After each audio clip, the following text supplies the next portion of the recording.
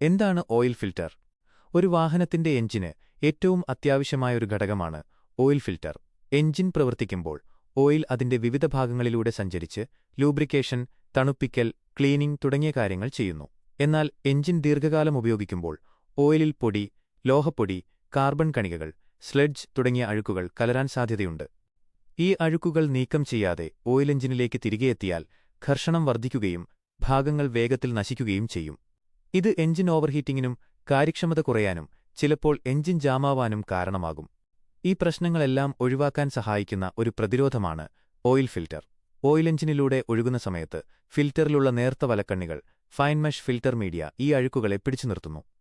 ചില പുതിയ തരം ഫിൽറ്ററുകളിൽ എഞ്ചിൻ ഓഫ് ചെയ്യുമ്പോൾ ഓയിൽ തിരിച്ചൊഴുകുന്നത് തടയാനായി ആന്റി ഡ്രെയിൻ ബാക്ക് വാൽവ് എന്നൊരു സംവിധാനമുണ്ട്.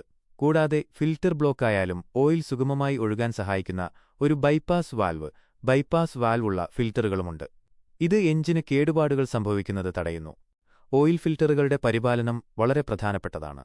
സാധാരണയായി ഓയിൽ മാറ്റുന്ന ഓരോ തവണയും ഫിൽറ്ററും മാറ്റണമെന്നാണ് നിർദ്ദേശിക്കപ്പെടുന്നത്. കാരണം പഴയ ഫിൽറ്റർ അടഞ്ഞുപോകുമ്പോൾ ഓയിൽ പ്രഷർ കുറയുകയും അതിന്റെ ഒഴുക്ക് തടസ്സപ്പെടുകയും ചെയ്യും.